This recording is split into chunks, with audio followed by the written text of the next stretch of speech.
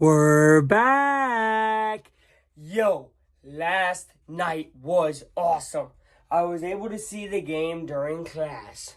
Okay, so I did miss bits and pieces, but I saw the big momentum changes. The Tyrese dunk off the breakaway from TJ McConnell.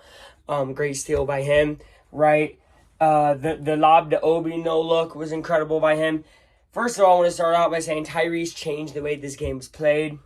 Miles Turner, he really didn't even have to have a big impact, but since they had to watch him so much because he's so good at home, that opened up everybody else. Siakam finally showed back up.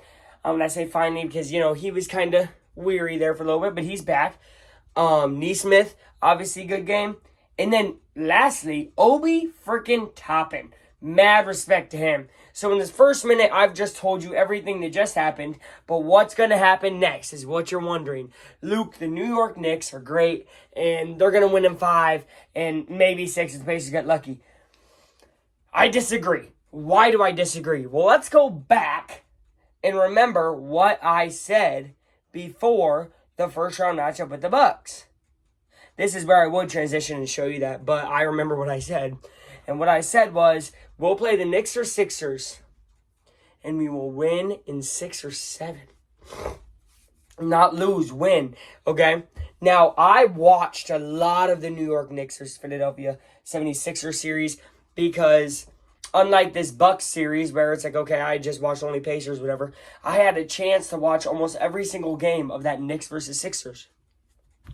And this is good on good. This is a matchup that you dream about when you are just a fan of basketball, which I'm sure many of you are, right? I have fans on this channel, Timberwolves fans, Kings fans, everybody. Yo, sorry if I'm stuffy, by the way. The show must go on. So, Pacers, best fast break offense, best bench offense, one of the best offenses the league has ever really seen. Points per game, speed, all that. They're incredible, right? New York Knicks, hard-nosed defense. Transitioning, they have good defense. They have good bench defense. Are you noticing how it's good on good? So the game will be won by one big factor. Does the New York Knicks offense step up? Jalen Brunson, OG Anunoby, Dante DiVincenzo, they got some killers over there. Or does the defense of the Pacers show up? McConnell with his steals. Halliburton gets some hands on some balls. Isaiah Jackson come off the bench, gets some blocks. Turner gets some blocks. Siakam plays good defense. Neesmith and Nembhard, obviously, two of my favorite guys. the two pit bulls on the team. They're ballers. Who's going to show up? And if you ask me that right now, game 1, who's going to show up? It's the New York Knicks.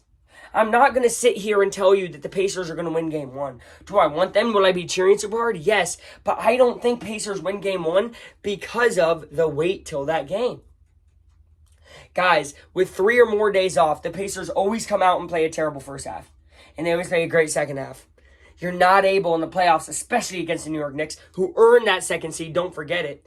You can't play a bad first half in the playoffs, especially not against the New York Knicks, who have an incredible defense, and they'll lock them down in the third quarter, fourth quarter. So game 1 will be lost, and everybody's going to be thinking and talking that time, man, next season, Knicks are going to go against Celtics, da-da-da. First of all, Celtics got to get past Cavs or Magic. Let's not, shoot the Celtics there already.